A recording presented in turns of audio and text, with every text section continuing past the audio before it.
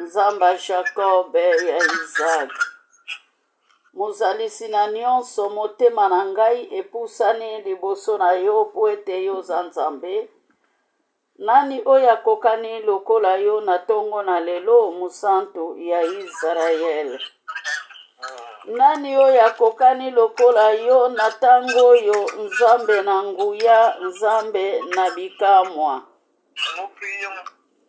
Nous prions pour notre Dieu, nous prions. On dit qui est comme toi, Seigneur, qui est comme toi. Mosusu azali te tika liloba ya tongo na lelo epambolama na kombo na Yesu. D'avoir notre Dieu, laisse la parole d'aujourd'hui qui soit bénie par notre Dieu Jésus. Au nom de Jésus-Christ, notre Dieu. Amen. Amen, amen, amen. Tofongoli mukanda na Nzambe na misala ya bantoma 6. Actes des apôtres. Nous allons maintenant ouvrir notre Bible pour regarder, pour lire Actes des apôtres. Chapitre 6, tokobanda na verset 2 tina 7. Chapitre 6, on va commencer le 2 jusqu'à 7. Totangi maloba na Nzambe. Nous lisons le nom de l'Éternel, au nom puissant de Jésus-Christ. Bongo bantoma zomi na mibale babengi bayekoli nyonso mpe balobi tokoki kotika kosakola maloba ya Nzambe te mpona kotiela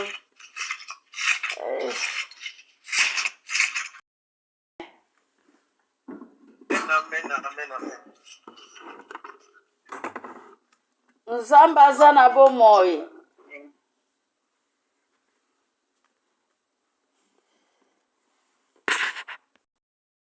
Bolimbisi. Non. Bien-aimé, nasengi bolimbisi po tana biso ezokende pona babloui ezozala pe ebele. Mes frères et sœurs, j'ai demandé pardon parce que le temps passe tellement vite. Awa tozali na lisolo ya bantoma. Et là, on parle de des gens qui ont Bayekoli mama. Les disciples. Bayekoli oyo balukaki peke bakopona nani akoka kozala liboso. Les disciples, ils ont cherché à choisir ce qui peut être devant pour s'occuper des cuisines. Bien-aimé, toyebi ke toza na moment na biso ya Pentecôte. Mes sœurs et frères, nous savons maintenant que nous sommes dans le temps de Pentecôte. Eta na biso ya Pentecôte ezokende lolenge nini? Le temps de Pentecôte, ça marche comment? Tango tozoloba molimo na Nzambe. Quand nous parlons de cet esprit de Dieu, molimo na Nzambe azalaka deja kati na biso. L'esprit de Dieu, il habite toujours en nous. Ezali biso nde batu tozali na ta ya kosala action. Et maintenant, c'est nous qui avons le temps maintenant de faire l'action. Batalisi biso bizaleli ya mondimi. On nous a montré comment un chrétien peut marcher. Oyo ezali temi na biso ya Pentecôte. Là, c'est notre terme d'aujourd'hui de Pentecôte.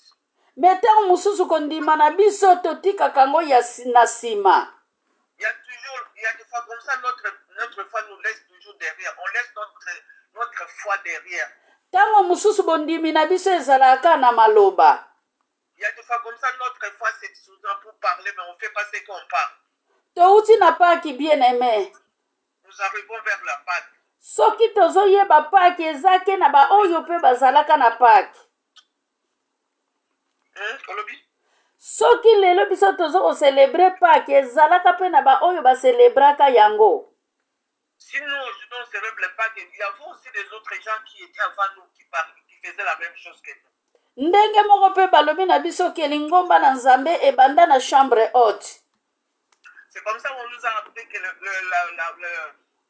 le groupe de Dieu ça a commencé dans la chambre haute. Poete soki bazalaki na kati na molimo na Nzambe te, miracle oyo Nzambe asalaki elingaki esalama te. Parce que là où ils étaient dans les chambres hautes, s'ils n'avaient pas le Saint-Esprit sur eux, ils n'allaient pas faire les miracles qu'ils ont fait. eza mpe lolenge moko awa bokoki kozala na bino na kati na lisanga soki motambusi azali te bokoko marshe te. Et maintenant, c'est la même chose aujourd'hui. Si vous êtes dans une groupe, mais s'il n'y a pas quelqu'un qui peut conduire, il n'y aura pas quelque chose de bien.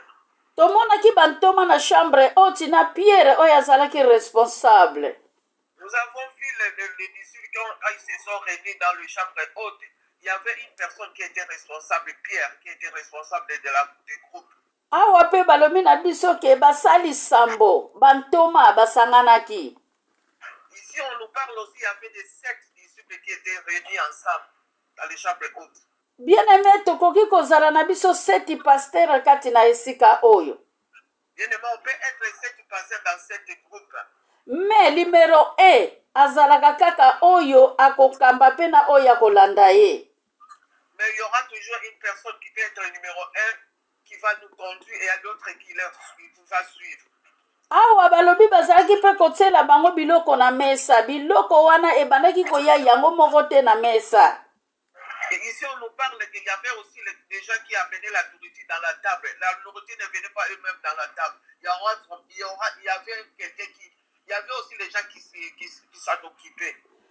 Bien aimé bandeko oyo bayaki koloba ke tokopona nani oyo azali na nguya na Nzambe. Après, ils ont décidé de choisir quelqu'un qui a le vraiment rempli de cet esprit pour faire ce travail-là. Oyo bazali na nguya ya busantu bao bakoki kokamba biso.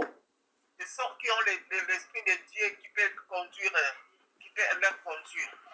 Bien aimé lelo musali na Nzambe na kati église bapesi ye poison. Mais aujourd'hui, on voit maintenant le serviteur de Dieu dans les églises, on commence à lui donner des poissons. Mais awa tomoni babetaka nzeke pe bazwaki Pierre pona kotambusa bana ya Israël. Après là où on voit maintenant, on nous parle qu'ils étaient réunis pour chercher à qui faire marcher cette groupe. Mais lelo pasteur na kati na église to apôtre kaka na kati église basala groupe pona ko persécuter. Maintenant, on voit maintenant dans les églises, il y a des autres pasteurs qui ont fait une groupe pour persécuter les autres. Toko avancer ndenge nini na molimo na Nzambe. Comment on peut avancer dans l'esprit de Dieu dans les églises? Molimo na Nzambe toujours eza étouffé. L'esprit de Dieu qui habite en nous, mais il est toujours étouffé. Poete lelo jalousie emati likolo na nyonso. Parce qu'aujourd'hui, maintenant, la jalousie a pris la place. Mabe komi mafuta likolo ya biloko ya kolia. Maintenant, le mal est devenu comme une huile dans la nourriture. Balobi kena ndeko moko azalaki kosambela mpe bayuda Nzambe ya bayuda. Maintenant, on dit qu'il y avait une des frères qui priait le Dieu de Nzamba Juda. De Juda. Bango nyonso bazalaki kaka na kati wana. Ils étaient tous ensemble avec dans cette groupe. Batunanaki foto kutana. Ils ont demandé qu'ils doivent se mettre ensemble. Esengeli to pona mulobeli. Alors là, on va choisir une personne pour parler. Me bamipesaki na losambo bien aimé. Alors ils n'ont pas pris la décision comme ça, ils se sont mis à prier, à demander à Dieu. Tokoki kozala na kati na losambo. Nous pouvons être dans une place pour faire la prière. Soki tozangi nguya na Nzambe. Si nous n'avons pas l'esprit de Dieu sur nous, tokosala eloko moko te. Nous allons rien faire, nous allons tourner en rond. Yango zomona ba église koma ebele. C'est pourquoi on voit maintenant dans le monde, maintenant il y a tant d'églises. Mutu nyonso alingi asala ya ye. Tout le monde veut prier son église, c'est comme ça, devient comme un gigablo. Mutu aza contre ya mutu azali kosambela Nzambe ya solo. Maintenant ils sont contre avec les gens les pasteurs qui prient en vérité. Et les autres bien aimé. Awa pe eza kaka bango moko bato baponaki. Et là eux-mêmes ils ont choisi leur conducteur. Balobi ke tango balobaki bapona musali azali na nguya na Nzambe. Quand ils sont se réunis ensemble pour choisir une personne qui est remplie de Saint-Esprit, Bible elobi basepelaki bien-aimé. la Bible nous dit qu'ils étaient vraiment contents. Makambo wana esepelisaki bango. Cette décision-là, vraiment, ils étaient vraiment contents de ça. Batunanaki tosala sikoyo nini? Ils se sont posé la question entre eux, qu'est-ce qu'on peut faire maintenant? Eza pe na kati na lisanga oyo tozali. Maintenant, il est aussi dans notre groupe là où nous sommes. Tovandaka pe biso pe na komite. On a aussi une comité chez nous. Tosololaka. On parle aussi, on partage. Mutu moko bien-aimé balobaka singa moko elelaka na liboko te. On dit dans si tu mets une filet dans le français qui Une câble, je sais pas, c'est une câble, on peut pas bouger. Si tu mets une câble dans la main, ça peut pas bouger. Il faut mettre beaucoup pour que ça bouge, pour que ça fasse des bruits. Awa pe basangisaki idée. Là aussi, quand ils ont mélangé leurs idées. Biso pe awa na groupe tosalaka yango. Nous aussi dans notre groupe, on le fait aussi. Po lisanga oyo eza na baresponsable mais eza na chef te. Parce que notre groupe là, il y a des responsables, mais il n'y a pas un chef. Tosalaka yango, idée oyo tozwaka ya malamu, yango totiaka na pratique. On les fait aussi, les idées que nous on prend, si c'était de bonnes idées, on les met en pratique. Po ete eza musala ya Nzambe bien-aimé. Parce que c'est le travail de Dieu. Eza musala ya mutu te. Non, ce n'est pas un travail d'un individu, c'est le travail de Dieu. Awa pe bakanisaki na bango malamu. Là aussi, ils ont bien pensé. Hein? Balobi ke tosangana pona tosolola. Ils ont demandé de se mettre ensemble pour parler. Eloko oyo muta sepeli nango te ezalaka na marche te bien-aimé. Si on se réunit à quelqu'un qui n'est pas content, la chose là, ça ne va pas bien marcher. Tozalaki na paki bien-aimé to organisaki yango. Nous avons la Pâque et on a organisé ça. Tokoti lelo na Pentecôte to organisaki yango. Maintenant, nous sommes entrés maintenant à Pentecôte, maintenant on a déjà organisé ça. Po ete soki to organize yango te. Mais parce que si on ne l'organise pas, tokoyebe tapi biso toza te. On ne va pas connaître là où nous sommes. Yango Nzambe vraiment apambola makasi ezali na groupe oyo na nzela na batata na ba mama. C'est comme ça que je prie que Dieu nous bénisse de ce groupe, les papas et les mamans. Qui sont en train de faire. Po ete basali vraiment baza na kati ya lisanga oyo. Parce qu'il y a des serviteurs de Dieu dans notre groupe. Bien-aimé bapusanaki bayokani. Maintenant ils se sont mis ensemble, ils sont mis ensemble. Toluka mutu moko azali na nguya ya molimo na Nzambe. Nous allons chercher quelqu'un parmi nous qui a vraiment l'esprit de Dieu sur lui. Bakendaki na ndako ya nganga te. Ils ne sont pas allés voir des féticheurs. Bakimaki te ke moko akei koluka nganga na ndenge na yazwa pouvoir. Ils ne sont pas partagés pour aller voir des féticheurs pour que chacun voit le pouvoir. Non. Mais lelo tozomona mutu azokende kozwa kisi mpona banda kokweyisaka kaka bato na église. Mais maintenant, on voit maintenant dans les églises d'aujourd'hui, il y a des pasteurs qui vont aller trouver des féticheurs, les édingoués, pour qu'ils puissent prendre le pouvoir, pour faire tomber les gens dans les églises. Mukolo kozonga kuna pasi elekeli ake kokuta nganga sa kundama. Alléluia. Mais le jour où il va encore rentrer pour aller augmenter sa puissance, il trouve comme ça, le édingoué il est déjà mort, l'édingoué il est parti. Bien-aimé tango bazoteya yo vérité, tikala na kati ya vérité wana komirmire te. Et là où tu es dans une église, on est en train de parler de la vérité. C'est ce que Dieu nous demande. Le reste là ne change pas. Toi na posa tozala na kati ya église. Nous avons vraiment besoin d'être à l'église pour écouter la parole. Vandisa vema makolo na yo na kiti ya église. Assis-toi bien dans les églises, là on prêche la parole de Dieu en vérité. Bible ezoloba na biso na Apocalypse 3:20. La Bible nous parle dans l'Apocalypse 3:20. Yesu atelemi na porte na yo bien-aimé. Jésus-Christ est devant ta porte. Aye kosenga mai amela te. Non, il n'est pas venu pour demander de l'eau. Aza na nzala te po pesa ye bilei. Il n'a pas demandé à manger, il n'a pas fait pour demander à manger. Po ete ye moko aza bilei ya mutuya. Parce que c'est lui-même qui est la nourriture. mais na volonté na ye aye devant yo. Mais par sa volonté, il est venu devant ta porte. Aye kobetela porte. Aye kobetela yo porte. Il est venu toquer dans ta porte. Mais biso lelo tokoma ke fo ba benda yo pono kende église. Mais maintenant, nous, dans notre époque, maintenant, pour aller à l'église, il faut qu'on vienne te tirer pour aller t'amener jusqu'à l'église. Yango Yesu aye ye moko na porte ndako na yo. C'est pourquoi je sais que c'est venu lui-même devant ta porte. Azobeta porte bien-aimé.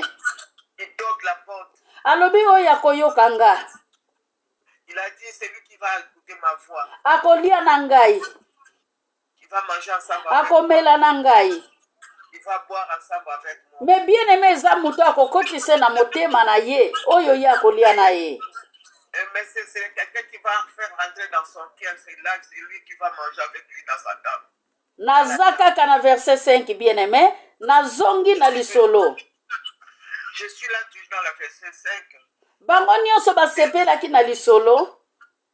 Et tous ils étaient vraiment contents de ces paroles. Baponi Etienne. Alléluia. Ils ont choisi Etienne. Bien-aimé belé bapona bango pe bapesa bango ba poison kaka na église. Bien-aimé, je te dis qu'il y avait beaucoup de gens qui étaient choisis, mais ils ont été empoisonnés dans l'église. Kaka tango bazali kopesa ye ministère, azali kote ya vérité. Quand on lui donne la ministère, il est en train de partager la parole en vérité. Basali yo basala la musala na solo te bien-aimé. Les gens, les serviteurs qui ne font pas vraiment bien leur travail. Basala kaboye, soki amoni musali na nzambe, azo te ya vérité. Mais là, quand il voit quelqu'un d'autre un autre serviteur de Dieu qui parle de la vérité, il est contre. Bakomi ko étouffé. Il commence à lui étouffer. Bakotia ye mingi na ba programme ya mateite. On va pas lui donner la parole pour partager la parole. Bakopesa ye lua matei ya koki kote ya na oya kote ya te. On va lui dicter ce qu'il peut parler et ce qu'il ne peut pas parler. Bien-aimé, révélation et ye nanzela ya Yesu. Mes chers amis, frères et sœurs, la révélation est venue vers le chemin de Dieu, de Jésus. Baponaki Etienne bien-aimé. Ils ont choisi Etienne, mes frères et sœurs. Po ete bamonaki azali kati na molimo na Nzambe. Parce qu'il avait vraiment plein de foi en lui. Azalaki na mayele bien-aimé. Il était vraiment intelligent. Na verset 3, azalaki na bizaleli ya malamu. Dans le verset 3, on a dit qu'il était vraiment il était dans une bonne, il avait une bonne caractère. Bizaleli malamu na mundimi. Il était bien fait. Atondisamaki na nguya na Nzambe. Il était rempli de Saint-Esprit. Baponi ye bien-aimé. C'est pourquoi on l'a choisi. Bible ezali koloba musala na Nzambe etombwanaki epanzanaki sango. La Bible nous dit que le travail de Dieu était vraiment bien parti. Me motema ya mutu. Mais le cœur de l'homme Ezalaka kaka mabe. toujours mal. Jaloux ekomaki kokota. Il y avait la jalousie qui est rentrée là. Pona nini kaka ye kaka mutu na nguya.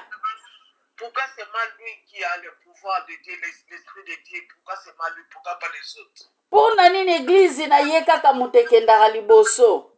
Pourquoi c'est moi son église qui va devant et les autres ça bouge pas? Pona nini ntoma oyo azoko tonga beglise partout na monde entier. Pourquoi cette personne-là est en train de construire les églises partout dans le monde entier? Tosaleli pasteur Bonga groupe na kati église. Maintenant on va créer un groupe pour pasteur Bonga parce qu'il prêche bien la parole de Dieu. Bamisusu basaleli Marie Kise groupe. Et les autres qui ont fait, il fait des groupes pour ma maman Kise parce qu'il explique bien la parole de Dieu. Wow. Bamisusu basaleli Maman Marie José groupe. Les autres ont fait de Maman Marie José groupe parce qu'il fait l'interprète. Ekomi ke tokotala bazolakisa nini. Maintenant ils vont commencer à dire, maintenant on va voir pourquoi il se montre. Il se montre comme il connaît plus que tout le monde. Bien aimé soki ba groupe ekomi déjà na église lingomba ekwei. Bien aimé, je vous dis la vérité, si le groupe commence à fonctionner comme ça dans une église, mais là, l'église ne va pas aller loin. siko bato wana oyo bakendaka tanke bana posa liberté. Mais ces gens-là, ils ont vraiment, comme ils ont besoin d'être libres, de faire ce qu'ils veulent. Na makamba malamu na makamba mabe na kati église kosangana. Même maintenant, des bonnes choses dans l'église et des mauvaises choses dans l'église, ça va se mélanger. Olata kola to elamba transparent, tout va bien na église wana. Tu vas maintenant porter le cola, tout ce que vous voulez porter, c'est normal. Ata bolingani na bino na kati na église, tout va bien na église. Même si vous commencez à faire vous aimez entre vous dans l'église, tout va bien, il n'y a pas de problème. Ouete mutu akei bien aimé, azana Saint-Esprit tatiki Etienne. Et parce que la personne qu'on a choisie n'a pas le Saint-Esprit, il ne peut pas voir des choses. Atiki Etienne oya bandaki komema ye na nzela malamu. Ils ont abandonné l'Étienne qui l'a mené dans le bon chemin. Ils ont pris quelqu'un qui n'a pas le Saint-Esprit sur lui. Atiki Etienne oya bandaki kolakisa ye ko gêner na ko prier. Ils ont abandonné Etienne qui montrait comment prier et comment gêner. Atiki Etienne oya bandaki kolakisa ye tina ya bolimbisi. Ils ont abandonné Etienne qui montrait comment pardonner. Atiki Etienne oya bandaki kolakisa ye ndenge nini okoki kopardonner mutu na bomoi na yo. Ils ont laissé l'Etienne qui leur montrait comment pardonner quelqu'un dans votre vie. Ake kolanda, tout est permis. Il est allé suivre quelqu'un, tout est permis, qui fait tout ce qu'il fait dans sa propre pensée. Bien aimé, omoni piro ki na kati ya mai soki ozomema ngo na nzete moko. Tu vois maintenant si tu es dans un pirogue dans l'eau et si tu as qu'un seul bâton pour faire marcher. Yebaka okokoma na ngambo ya mai te. Sache que tu ne vas pas arriver de l'autre côté, de l'autre bout. Ata laki yango eza moke, okosite na kati ya mai okokoma te. Même le lac est trop petit, tu ne vas pas arriver. Tu vas commencer à tourner en rond. Alléluia. Kaka batu sambo oyo réunion ebandi pona Etienne. Mais cette personne, la réunion a commencé à cause d'Étienne. Babandi ko mirmire. Ils ont commencé à murmurer. Tobosani ke oyo mamari kisi azopesa biso eza pona elakisa biso nzela. Nous oublions que ce que Maman Marie-Christ est en train de faire, c'est pour nous montrer les chemins, nous qui ne connaissons même pas. Tobosani ke papa bonga azomema biso na nzela ya malamu. Et nous avons oublié que Papa Bonga est en train de nous amener en bon chemin. Tobosani ke mama Louisa azolakisa biso esika malamu pona tovanda pe totikala wana. Et nous oublions même que Maman Louisa nous amène en bon chemin pour rester. Bien aimé, mukili oyo ezali na makambo. Le monde là, maman, il y a des problèmes. Hein? Napesi parole epai ya pasteur Bonga abakisila biso mwa ingrédient sima akangi prière. Je remets maintenant la parole à pasteur Bonga pour qu'elle puisse ajouter un peu d'épices. Après là, il va fermer la prière. Merci, maman. Nous donnons gloire au Seigneur pour un bon message. Comme est-ce que les chrétiens d'aujourd'hui, quand vous venez de dire à Lingala, Lolenge Yabadi, pendant les temps de Pentecôte, vous avez presque tout parlé. Nous n'avons pas assez de commentaires à faire. Que Dieu bénisse sa parole. Alléluia. Que chacun de nous qui a des oreilles puisse attendre. Et nous demandons que nous soyons comme Lydie. Cette femme, la Bible dit, Dieu ouvrait son cœur pour écouter la parole. Pendant qu'elle écoute la parole avec les oreilles, et cette dame écoutait la parole de Dieu avec son cœur. C'est-à-dire que nos cœurs doivent être disponibles à la parole de Dieu. Alléluia. Nous allons prier. Et cette parole vient de nous lancer, apportée par maman Makiese, que nous puissions rester fidèles comme Étienne. Que ce soit le plan des ennemis, que ce soit la mort d'Étienne, et Dieu l'avait confirmé devant tous ces gens. Le ciel était ouvert pour Étienne. Un homme intègre, serviteur intègre, devons être des femmes intègres pour servir Dieu dans son intégrité. Et à chaque chose, il y a un salaire. Et notre salaire, ce n'est que le royaume des cieux. Comme cela a été dans la vie d'Étienne. Prions. Seigneur, nous te disons merci pour ce matin. Aujourd'hui, c'est le premier jour que nous commençons cette semaine. C'est comme tu as dit dans Exode chapitre 12, c'est moi pour vous sera le premier des mois. Seigneur, par la foi, 2025 peut commencer aujourd'hui par rapport à un miracle, par rapport à un accomplissement, par rapport à une réponse favorable de ta part. Nous nous approchons de toi, Père. La Bible déclare personne ne s'est approché de toi et elle est rentrée de la manière dont elle est terminée. C'est à toi une source d'eau intéressable que nous venons épuiser de l'eau.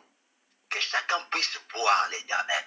Toi qui as dit à nous dans ta parole, venez à moi, vous tous qui êtes chargés, fatigués, je vous donnerai du repos. Ce matin, au travers de cette parole, le Seigneur, tu nous as donné un repos. Tu nous as répondu. Nous avons tant de problèmes, Seigneur, car l'ennemi est là. L'ennemi veut toujours semer les troubles dans nos familles, dans nos problèmes, dans nos foyers. Seigneur, nous avons la solution par la foi. Par la foi. Par la foi, Seigneur. Tu as dit la démonstration de ce qu'on doit prendre, l'assurance, Père de gloire. Nous voyons que nous avons le récit, quels que soient les plans de l'ennemi, quelles que soient les paroles de l'ennemi, quel que soit le plan, les stratégies, ces complots contre nous. La Bible dit, si l'on vient qu'on fait des complots, cela ne vient pas de toi. Amen. Seigneur, quel que soit leur complot, nous nous confions à toi. Amen. Quel que soit leur plan, quel que soit qu'ils soient comme ils étaient contre Étienne, nous, on se confie à toi. Amen. Nous demandons notre couple. Maman Koufukama, envoie encore des âmes. Il y a des âmes qui déambulent sur la route, ils n'ont pas l'occasion d'écouter la parole de Dieu. Envoie-nous les âmes, Seigneur. Tu as dit, la moisson est grande, mais il y a peu de ouvriers. Seigneur, il y a quelques places dans la moisson réservées pour ceux qui se déambulent sur la route. Toi qui évangélises dans nos chambres, tu arrives et tu pénètres. Évangélise sur la route de Frère. Alléluia. Évangélise ceux qui sont bloqués quelque part. Pour que nous soyons ensemble chaque matin, partager ta parole. Renversons tous les plans de l'ennemi. Seigneur, nous recommandons chacun de nous dans ses voyages, dans ses affaires, dans ses travaux. Ceux qui demandent, Seigneur, pour leur document, accompagne-les. Car tu as dit dans le livre d'Exode 23, verset 20, voici j'envoie un ange devant toi pour te sécuriser et pour te faire arriver au lieu que je préparais pour toi. Que te sang, Jésus, le sang de l'agneau immolé, Seigneur, couvre chacun de nous. Seigneur, protège nos enfants et nos petits-enfants, Seigneur, sur les chemins de l'école, Père de gloire. Tous ceux qui viennent, Seigneur, kidnapper, tous ceux qui viennent, Seigneur, braquer, qui ne poussent pas voir nos enfants, Alléluia. ainsi que nos petits-enfants. Alléluia. Entre de belles saintes mains, nos enfants qui sont des pasteurs, entre de belles saintes mains, nos enfants qui sont des serviteurs, des disciples, entre de belles saintes mains, Seigneur. Encourage-les à te servir, Père de gloire. C'est au nom de Jésus. Et nous avons ainsi pour vous. Et nous disons Amen. Amen. Amen. Amen. Amen, amen, amen. Amen, amen, amen, amen. Amen. Gloire au Seigneur. Amen. Nous sommes arrivés à jusqu'à la fin. Nous continuons notre programme de mettre toujours à l'univers pour ce tour-là. Nous allons dire merci au Seigneur par les trois noms qu'il nous a donnés. Nous commençons au nom du Père, au nom du Fils et au nom du Saint-Esprit. Amen.